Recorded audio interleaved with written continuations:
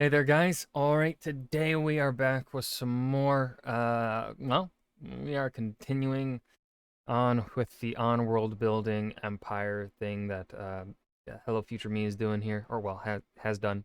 This is old video. This is part two. This time, the rise of an empire. It looks like we will not be discussing the fall of an empire, and of course, he is talking a lot about nationalism, which does tell me he knows his shit when it comes to how an empire works. Nationalism is key to creating a long lasting empire, right? You see it with the Romans, the idea of Romanism, the desire to be seen as Roman, the people on the outside in wanting to be a part of that system. Um, uh, the British Empire, right? The British Empire would not have been as successful if, say, Scotland and Wales were not more willing to, like, if they were more like Ireland and wanted, like, it was clear cut, like the majority do not want to be there, um, or like weren't so beaten down by the English, uh, whereas the Irish were still able to resist a little bit because they weren't. It's a little iffy. Um, I mean, the way I don't know what I'm saying here. My brain blanked. I was starting to say something, had a point in mind, and then I completely lost the point I was going towards. Oopsies. Um. So yeah, not gonna waste any more time here at the beginning. I don't know if this will be an hour long. I don't think it will be. Um, because a lot of this talk looks to be about nationalism here, and I don't want to end up saying repeating the same stuff, you know. So let's dive in. Huh. So, remember how I said this would be a two-parter thing and we discuss how empires rise and fall in Okay, yep, that's what I thought. just one video? Well, about that, this You see, the rise of an empire in comparison to its fall, I feel like is a lot quicker of a thing, right? The rising of an empire actually, I feel like is simpler to understand than the fall of an empire. Because when the fall of an empire, right? I mean, once the empire is established and it's starting to fall, you are, dealing with all of these questions kind of in the inverse, right? An empire can kind of start based off of just one of these three things here on, resource, security, or nationalism. An empire can start for one of these three things, but for an empire to fall, it has to be a combination of, I would say, at least two of these things, if not more, and then other things that may have come up in the empire's lifetime that weren't there at the beginning. Um, like for Rome, it was the kind of governmental systems that came up to be when they collapsed, and so they were quick. Those government systems were quickly reinstored through different leadership that could provide that security. There were, you know, multiple reasons why it fell, whereas, the reasons why it, it rose, I feel like is a lot simpler and is kind of one main thing with the others kind of still being there, but not as blatant. Whereas the fall, it's like, it's a bunch of shit. I hope that makes sense. is just gonna be on how empires rise and you'll get a part 3 on how they fall. Hopefully you don't mind. What causes the rise of an empire? Well, you need 1,000 food and 800 gold to start, but that's not the point. Last video, we discussed what makes an empire work, what prevents it from collapsing, communication, control, and commerce. Link up in the corner to watch. But today, we'll be discussing how our glorious empires rise and, like, how hard could that possibly be to summarize? So, Uh, the rise of an empire. I mean, yeah, of course, if you are talking about real world things, it's gonna be hard to summarize the rise of Rome because there were multiple instances where Rome could have fallen and been stopped upon its rise, halted early. But still, I still think like You know, the Roman rise was through kind of just the desire to conquer, honestly. I mean, you could argue that it was through the want for other resources, I think. But like, you know, culturally, nationalism, I wouldn't say the Romans at the start necessarily had a strong culture. I think the culture came later. Logically, when world building your empire, you have to figure out its shape. Which planets is it centered on? Why does it expand to certain kingdoms but not others? Where are its borders? And what is its primary motivation for empire building? Any number of factors are involved here, but we'll be looking at 3 important forces that lead to different kinds of empires: resource, security, and nationalism. As before, this video is brought to you at the wonderful suggestion of one of my absolutely amazing patrons who is actually doing his thesis in this kind of stuff, so he helped me write the script. This sort of educational content takes me longer to make than my usual stuff. It takes a whole week, and I love doing it, and it would mean the world if you find this stuff helpful for your writing, if you would help me do that for just a couple of dollars a month on my Patreon. There is a link to that down in the description below. I would love for you to come join our Discord community. It's an amazing little place. We talk about writing and world building all the time. Come join us. I'd like to reiterate the most important thing about world building empires. Study the accounts of real historical empires, why they rose, what sustained them, and why they fell. They will be the best possible education that you can have. This video will raise... And again, I want to reiterate, for those, I got my university degree, my bachelor's degree in history, and I did actually, in a way, you could argue, my thesis also was about essentially the rise of a kingdom, the rise of the English kingdom. So for me, and also the rise of it through a unified culture, so you could say the rise of it through the nationalism.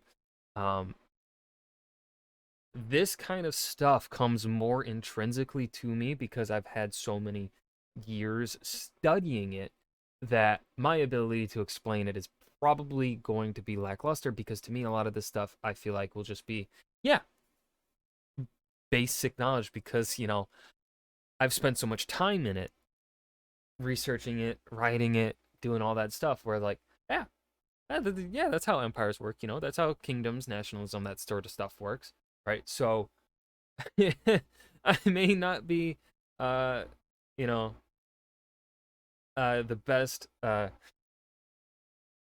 like, I'm gonna say things, I'm gonna see things a bit differently here in terms of like, you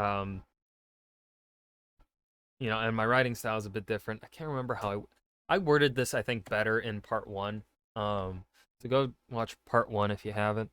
I think I worded my statement here. I don't know when I said this, but I know I said it somewhere in that long ass video.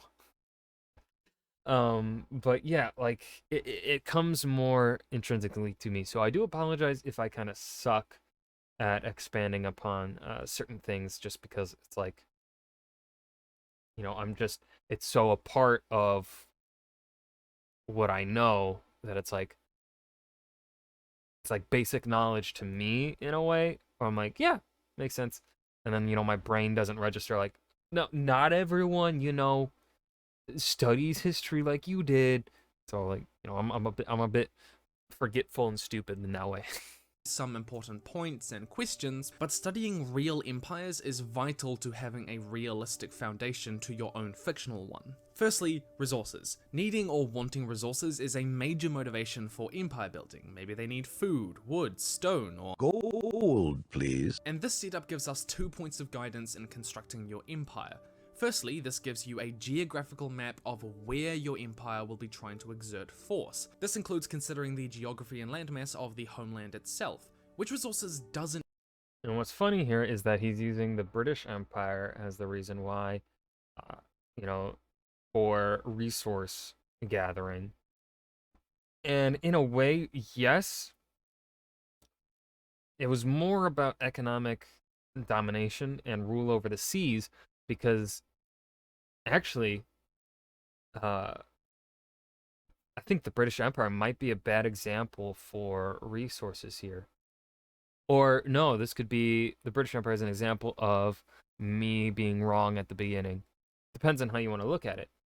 The British need to expand here and all out on the sea isn't because of resources necessarily. I think it's more so to do with security because they're a small island. They don't have a large population. But what keeps them safe is their naval power. So they got to conquer all these other things to get, access to resources and economy so that they can maintain a powerful fleet so that they can keep the stinky French away. Because the French, if we look at them from a size perspective, but also France in itself is very prosperous in its resources. Uh, France has a lot of natural resources, and really Britain doesn't until the Industrial Revolution with coal. But France's natural resources, right? France can grow more food. It has more land to sustain a higher population. I think it has more metals. Like that would be more beneficial in like the medieval time period, and the early exploration age here than Britain does naturally. Uh, so right? Their I think inspiration here to conquer is more driven out of security and not out of resource. But then the reason why Britain was able to rise is because of the English nationalism, English unification, which started back under Alfred the Great. Because of that, there's an English identity which allows it to be more politically powerful and militarily powerful than Scotland, Ireland, and Wales, aside from England also being geographically bigger than all three of Wales, Ireland, and Scotland. Um, and so, okay, yeah, Empire is actually really fucking complicated, man. Oh, I regret the thing I said at the beginning. I was wrong. Yeah, no, Empire. The rise of Empire is tied to all three intrinsically. It's not just one. But I still stand by my statement that the fall of an empire is more complicated than its rise. To your homeland have that it needs or wants, and where does have those resources? Portugal wanted valuable dyes, woods, as well as spices that it didn't have access to itself. Where did have all that? It wanted. So yes and no. I think I think he mentioned this like we're still only 2 minutes in, but earlier in these 2 minutes, like right at the start, where summarizing the rise is very troublesome. Portugal, like another reason why the Age of Exploration really started is because of the increasing control the Ottomans had over the Middle East and the trade, the Silk Road trade was the Europeans were starting to think it too expensive, right? They were like, why don't we just cut out the middleman that is the Ottomans and find a way to India ourselves?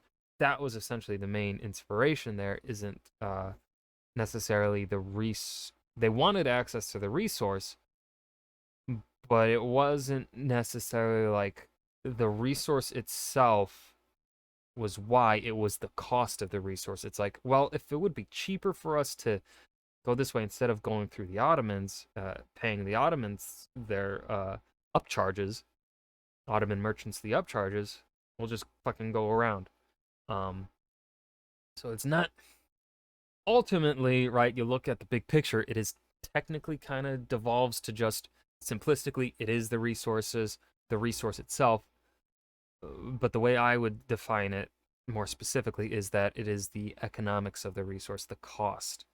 Um, because really, if the Ottoman merchants kept it cheap and weren't necessarily having a stranglehold on it and such a dominance on the market there, um, if maybe it was less or something, or maybe they had a competitor in the region, another empire in the region that wasn't a European nation, right? Like, let's say there was two Islamic empires in the region here that sold the spices of India to Europe. Europeans may have been less likely to want to explore because that competition there would have driven prices down. Europeans may have also maybe done some scheming to pit the two nations further against each other and get control. Like we see Britain with control here of Egypt, Jordan, and Iraq. Maybe this could have happened not in the 1800s, but instead in the 16 or 1700s through pitting and then monopolizing and taking advantage of internal conflict between two separate powers, native powers here, thus giving them actually access to India without needing to go to South Africa. And maybe they never colonized South Africa because of that. That money, coming down to money, not necessarily the resource.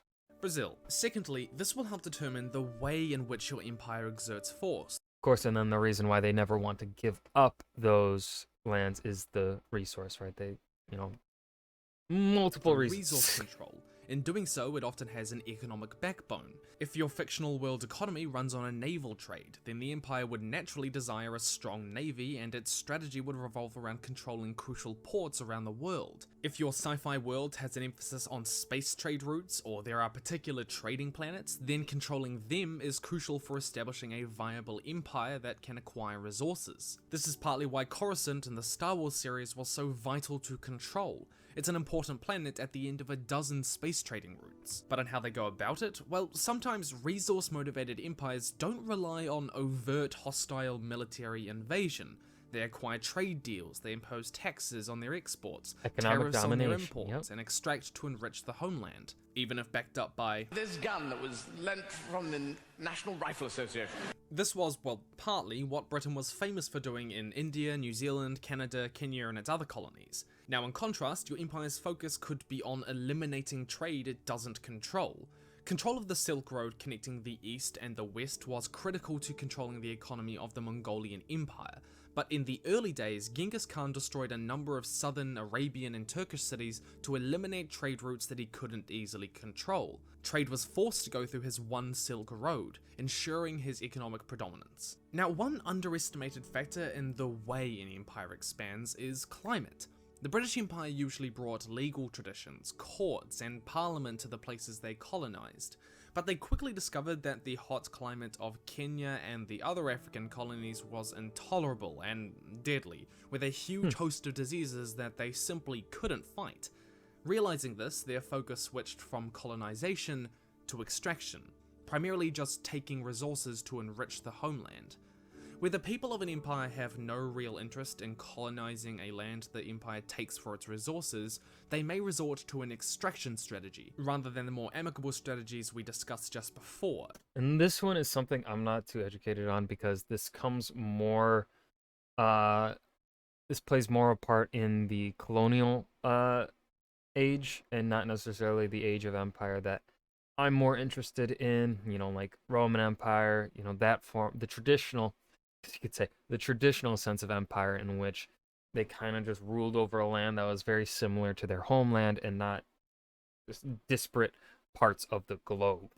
This is often more brutal to those living there, as it doesn't necessarily bring with it the like extraction rule. This kind of comes really only out of the colonial age. I don't really know of any examples of extraction strategy happening in empires in pre colonial age. legal structures that citizens would usually be entitled to. This is often caused by how inhospitable the climate or the environment is, like trying to build an empire on the map Arabia. However, this is by no means a universal rule, and it most commonly applies to resource-driven empires, but there are a whole host of other factors that play into how they could treat these lands. I've used the message in background a few times here when talking about any for resources.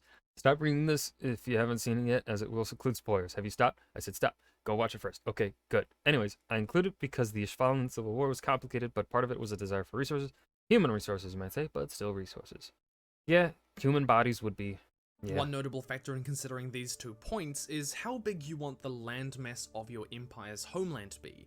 Generally, smaller homelands have fewer and less diverse resources, meaning they are more likely to be resource-driven than larger states. Think Great Britain, Portugal, and the Dutch Empire. A world fractured into islands and archipelago like Le Guin's Wizard of Earthsea may be more likely to have resource-driven empires arise in it. The Fire Nation from Avatar: The Last Airbender is actually a relatively good example of most of this. Their comparatively small size means that resources are a crucial element of their expansion strategy. Their need for the coal, wood, and iron-rich deposits of the northwestern Earth Kingdom determined the shape of the Fire Empire. At the beginning of the war, this area was a priority for them to colonize and control. Beyond this, knowing that the world economy is largely in a naval trade, they built a strong navy and focused on controlling port cities within the Earth Kingdom to manipulate trade and impose taxes that could enrich the homeland. However, there is an inverse version of this, where the homeland controls the majority or monopolizes an extremely valuable resource that other nations require. This helps determine two things. The monopoly may help determine the political structure of the empire. A great example of this is how Arrakis in Frank Herbert's Dune is the only place in the universe that has the resource spice, which is described in the fashion that, without it there is no commerce in the empire, there is no civilization, he who controls it controls our destiny. Is it the only place in, or is it just like the one place where it's in easy abundance? Seriously, it's practically just an empire built on space cocaine. The result of this is that it becomes the capital of the Atreides Empire. The powers that be naturally center around controlling that resource, which has become so valuable. Other powerful factions like the Bene Gesserit and the Guild Navigators of the Spacing Guild also ensure they have representatives on Arrakis, the center of power because of that resource. This monopoly may help determine the shape of the empire, as it is driven to preserve itself against those who would wish to take that precious resource, though we'll get more to this on our part on security. And if you're looking for a unique setup for your story about an empire, then this may be it. It's more often that empires are seen as extractionist, but if the welfare and economy of a homeland is heavily related to the control and trade of a certain resource, then those who control that resource will naturally wield power in any empire that comes from that, either directly in a monarchical feudal sense or indirectly by influencing those in power. It may create a cultural, economic, and political center for the empire, and that setup could be really fascinating to play with as you look into the machinations of those in power controlling this resource and the like. Considering which resources your homeland has and which resources it needs gives shape to an empire by determining where in your fictional universe it will assert its power. It also helps determine how it will go about doing so, by manipulating trade, colonization, or extraction. Ownership and location of these valuable resources within an empire can also affect its political structure. A second major reason that empires form is security. This is both in why certain people groups across an area join together, and in how they acquire new land in the fallout of wars against neighboring kingdoms, states, planets, or galaxies. The early Romans are a great example of both of these. They were a bunch of disconnected villages positioned at a strategic point along the Tiber River. This position attracted the attention from Latins, Sabines, Volscians, and Etruscans. As a result, this collection of villages were forced to band together to form a city-state. So they formed together for security, and after their victories over the Etruscan city of Veii or the neighbouring city of Tusculum, the Romans subsumed their land and incorporated the defeated inhabitants into their state, growing the size of the empire. Some empires establish a foothold in the lands of people who attack them as a security measure to ensure their enemies will not attack them again. This grows your glorious You could see this in where certain countries have military bases. empire. And in the same way that resource-driven empires are given shape by where the resources are, security-based empires are given shape by defensible borders, mountains, canyons, coastlines, or the deep Ardennes forest that no army could possibly Blitzkrieg! An empire may be more motivated by security depending on the geography of their homeland. For example, the Mongolian homeland across the Eurasian steppe lacks a naturally defensible coastline and doesn't have an easily defensible southern border. With the Chinese to the south and the Turks to the west, to secure his homeland, Genghis Khan brought the surrounding nations to heel, to establish more defensible borders, create a secure position for his homeland with a huge buffer zone, as well as prevent the Turks and Chinese from rising against him again. And within this, while a resource empire may more often arise from small nations or islands, Well, I would say, I mean, yeah, security was an influence, but I would say actually here, I'm going to disagree again. I'm going to say that maybe Genghis Khan was a bit more inspired, like just going off, I don't know too much about Genghis Khan, so he may be more correct here. Going off of what I'm remembering from the Extra History series on Genghis is the vibe that I got there is that Genghis was actually more inspired by kind of the idea of nationalism of a unified just Mongol people. And then of course, I mean, yeah, you could argue From there, once he unified the Mongol people together, he needed to worry about their security. And of course, in order to worry to secure the Mongol people because of where the Mongol people lived, he had to go out and conquer, which then, of course, leads to the technical rise of the Mongol Empire, is when they're conquering foreign territory. And so through that, you could say that is security. I guess that it really depends here on where you look at as the rise of the Mongol Empire. Is it when Genghis Khan unified the and conquered and subjugated all the Mongol rival warlords, or is it when he started conquering foreign lands? Large or land-based nations without coastlines, especially those that are landlocked, may often be more driven by security, with less naturally defensible borders. The Britannian Empire in Code Geass is an interesting mix. At its beginning, its shape is determined by a need for security. It conquered its neighbours in the Americas as a means to protect itself and create a more robust resistance to enemy empires around it. But as the rare material Sakuradite became more valuable in the war, it decided to conquer Japan, where it could be found. Empires don't just conquer places randomly, they choose them for specific reasons, here being security or resources. However, people groups don't just unite under a single figurehead for mutual security against external threats, but also internal threats like lawlessness and bandits. And you're the bandits who have been causing chaos, where I am trying to establish order. Being a single political entity means that the roads and areas between cities can be more effectively protected and policed, making both travel and trade easier within their borders. And we discussed how commerce leads to prosperity, stability, and peace in an empire last video. It's also no longer up to just one town to deal with those damn wolves murdering my A third major reason for the formation of an empire is nationalism. And before we get into this, I want to remind you that history is complicated. Nationalism is a complex ideology with caveats and different interpretations that mean it would be reductionist to just call it good, bad, evil, or oppressive. It's also thought of as a relatively modern concept, but nationalism in one form or another can be seen. Well, the way in which I think nationalism is defined today would definitely is a modern concept, but I think if we go very bare bones-ish kind of here, the vibe of nationalism, in which it's just a national identity, that is something that's been around for a while, right? The Roman identity, is not a thing that necessarily was there at the beginning to the rise of the Roman Empire. But when it fell apart, the idea of Romanism was still certainly a thing. Right? We see the Eastern Roman Empire, even though it no longer holds Roman territory, it's all Greek. You could say they are just Greek. They themselves and their neighbors still called them and identified them as Roman, as the Roman government.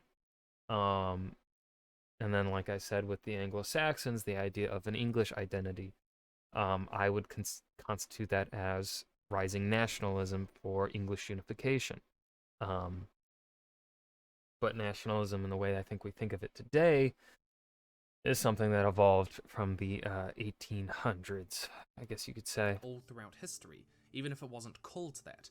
What I mean to say is that we aren't just talking about Nazis, okay? They were. YouTuber is really stupid about symbols, so I'm using Hitler's face. Also, go search up fascist states on Google. It comes with a list of fascist states and their flags, but not the Nazi flag. How eerie is that? Like, what are you doing, Google? We should never hide humanity's past from itself. Nationalists, but they aren't the only nationalists. So, nationalism is a strange creature that can equally arise out of strife and prosperity. The Republic or later Galactic Empire is one example of nationalism that arose out of strife. A galaxy-wide war, economic downturn, and fear of losing their way of life and traditions. And I'm going to disagree for the third time with Hello Future Me here. I would say that the Empire rose out of a need for security. That was Palpatine's grand plan and trick, was they need Palpatine as supreme emperor, fucking whatever, with the emergency powers, because he's the one that can provide the security the Republic needs, right? The whole, right, the Galactic Civil War And what it's ultimately was for was to show the people of the Republic that they need security, that they are not safe, but Palpatine can protect them. That's the way I interpreted it. And perhaps that's the really cool thing with these fictional, and I mean, even the cool thing with history in of itself is this discussion of where this disagreement here of what exactly constitutes, like, where do we disagree in our interpretations of it? The response to this is a nationalistic wave in hopes of a Secure. Safe and secure. Not culture, not nationalism, just security. becoming an empire. Oh, well, the inclusion of society does indeed lean towards nationalism. And of course, George's message with the theme of the prequels is how a democracy can fall into fascism. Although, again, I'm going to say I don't think the idea of it wasn't the Empire uses nationalism to maintain control post Order 66, but I think post Episode 3, pre Episode 4, is nationalism to keep the denizens of the galaxy under the boot of the Empire. They use nationalism. I think we see that kind of in Bad Batch a bit. But this here, I think the turning of the Republic into the Empire is off of the basis of security and not of nationalism. Seen as a way to prevent that decay. On the other hand, we see how the Fire Nation's nationalism arises Fire Nation, I 100% agree, they arose out of nationalism. out of prosperity. Our nation is enjoying an unprecedented time of peace and wealth. Our people are happy. We should share this prosperity with the rest of the world. In our hands is the most successful empire in history. It's time we expanded it. The desire to build an empire doesn't come from fear of loss of the way of life, but out of this righteous belief that their way of life is better, and The white man's bird. thus they have a right to spread it across the rest of the world. But nationalism naturally enters the narrative of a story in a curious way that the other forces don't. A desire for resources or security isn't necessarily as personal to your everyday lumberjack villager number 3. It was the Britannian military who needed the resource Securidite, and security on the border is usually dealt with by the government. In contrast, nationalism is a force that permeates the mindset of everyday citizens on a very personal level. Now, it's easy to show how nationalistic your empire is through banners everywhere and giant group gatherings that totally aren't the Nuremberg rally, but it can be more effective to show your nationalism through how your characters think. It's their traditions that are dying out. It's their philosophy that is superior. It's their economy that is so much damn better than the states around them. They've got plenty of reserve supplies, luxuries are readily available, and they've already researched looms, so they're practically immortal. This was very much the case when it came to the expansion of the early Islamic caliphates, where they had a I took a class on this, so I know a decent strong bit. economy and academic culture that led to revolutions in science and mathematics for the day. But they also had a unifying religion that they believed others should adhere to as well. They had a belief and a duty to spread that to the rest of the world. Nationalism revolves around Okay, he didn't really talk enough about it to where I feel like I could add anything. traditions, philosophies, religions, and ways of life that people value and care about on a deep and personal level. It's important to keep in mind how that can play into their character motivations, their relationships between those who come from that nationalism and those who don't, and societal functions like how they would want their education system to run. This also presents a challenge for writers where they have protagonists who grow up within a possibly racist, sexist, or condescending cultural environment of their empire. Why do they not adhere to this nationalistic ideology or the racist or sexist undertones that come with it when everyone else around them does? Often there isn't a good reason given, they're just inexplicably naturally more moral or intelligent. Avatar: The Last Airbender does a great job of this with Zuko. He did grow up in a nationalistic state, and it takes a difficult and long personal transformation for him to break down those preconceptions and emerge anew. He's not just magically better. But let's talk about the political structure behind nationalism. It's totally understandable to think that nationalism must lead to fascism with recent historical experiences like Hitler and Mussolini and Wow, that's a lot of fascist movements. But an absolute fascist leader doesn't necessarily follow a rise in nationalism. Gandhi was one such example of Indian nationalism not leading to fascism. What is true is that because nationalistic movements have incredibly emotional and personal motivations, it does often center around a single leader who embodies and encourages those sentiments. Napoleon was loved by many as someone who championed the values of the French Revolution, while Hitler advocated for German values, which included duty, industry, discipline, law, sovereignty, and order, things they felt they were losing in the wake of World War I. Even so, with or without this absolute figure at the head of government, nationalism does tend to result in a more centralized power structure. Yes. In Harry Turtledove's Timeline 191 series, the fascist Freedom Party seized power over waterways, they used economic planning, and they worked to undermine states' rights and their power to create laws in favor of their leaders' central authority. This is a pattern that we see in real fascist states as well. The government wanting to enforce a single law, a single culture, a single way of life in hopes of defending it across the entire state. And that requires local government to have less power to ensure that they cannot undermine that. A nationalistic empire does provide for a slightly different writing opportunity though, with a slightly different focus for the tension in the narrative. Nationalistic empires have an internal focus on creating this single culture and single law for the homeland. What happens to those who are part of the homeland but don't conform? History ranges from expulsion to pogroms to the Holocaust. But how would your empire deal with this internal conflict? It's not just concerned with the colonies or those it conquers. Nationalistic empires often result in fascist governments with a single person at its center, but this is not required. They also usually result in centralized power, but this in turn causes the issues that we discussed around communication and control last video, which can destabilize the empire. A nationalistic empire also allows for a focus more on the citizens of the homeland who do or don't conform, while resource security empires often focus more on the conflict between those in and out of the homeland. Those are three important motivations for empire building, but how do they actually accomplish it? You might want to build an empire, but I'm sorry to break this to you, you need more than just hopes and dreams. Let's talk about one factor to consider: technological advantage, by which I mean those damn elite English longbowmen.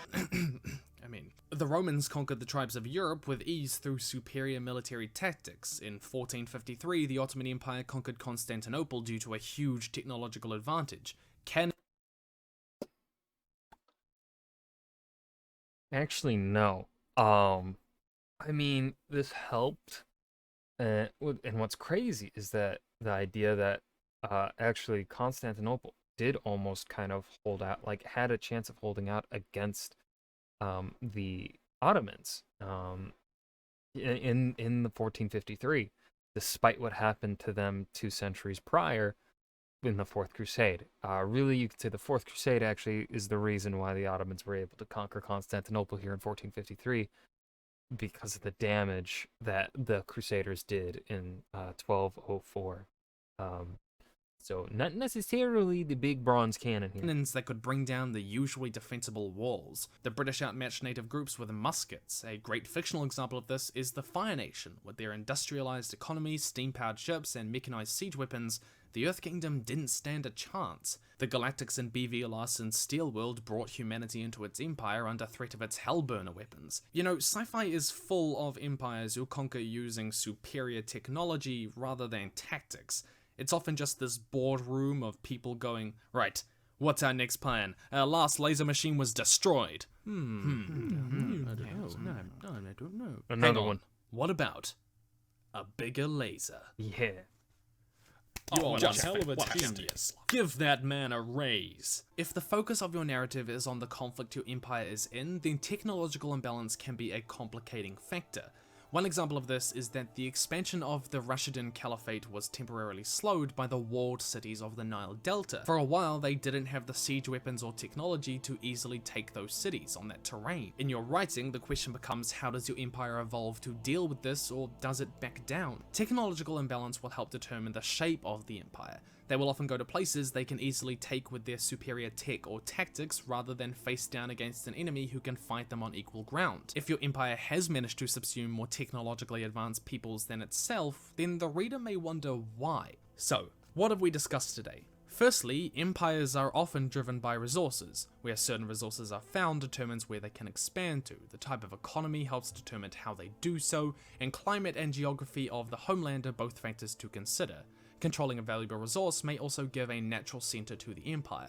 Secondly, empires are often driven by security and uniting their people or taking over enemy lands to protect themselves. Defensible borders, buffer zones for the homeland, and strategic points of control may help determine where their empire expands to. These are often more land-based or landlocked than islands. It is also a measure of ensuring internal security. Thirdly, empires are often driven by nationalism in the wake of strife or prosperity. It's important to show this mentality in the minds of everyday citizens, and this presents a challenge for a protagonist who grew up with it, and it may more easily allow for a narrative that focuses on internal tensions. It often results in fascism, but it does not need to. Fourthly, empires nearly always have a tactical or technological advantage against those that they absorb. But that is part 2, and I'll be back with a discussion around why your empire failed later in the week. If you'd like to support this channel and the educational content that it makes, then I would love for you to come. Okay, and that was on World Building: The Rise of an Empire, Part 2. Yeah, not an hour long. I'm hungry. I'm really hungry. But yeah, I hope you guys have been enjoying these longer videos, because I feel like these last couple weeks here, I've been kind of doing more longer form videos, and hopefully maybe YouTube rewards me for it. I hope so, because if these videos flop, I will probably cry. No, it's not a probably. If these videos flop, I will fucking cry. And feel very defeated, so fucking please. I need help. Fucking share these videos or something if you enjoyed them. Comment to interact, even though I don't think that fucking does anything, because YouTube doesn't work.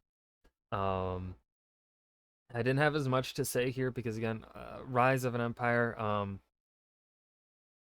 don't know, it feels like there's less to talk about. I feel like there was less to expand upon here from what Hello Future Me was saying. And what he was talking about, I think, had more of an emphasis on newer empire instead of the traditional empire. Right? We had more of a discussion on, Napoleon, on British Empire. The Mongols, I would say, are more modern. And even that one wasn't that in depth. Right, but like we didn't talk about the rise of, like, the English had an empire before they became the British Empire. There we could have had a talk there, but he didn't mention it, and I didn't want to go into a diversion there with that. But yeah, I hope you guys enjoyed. Remember to hit that like button and subscribe for more. And I will see you guys in the next video. Peace.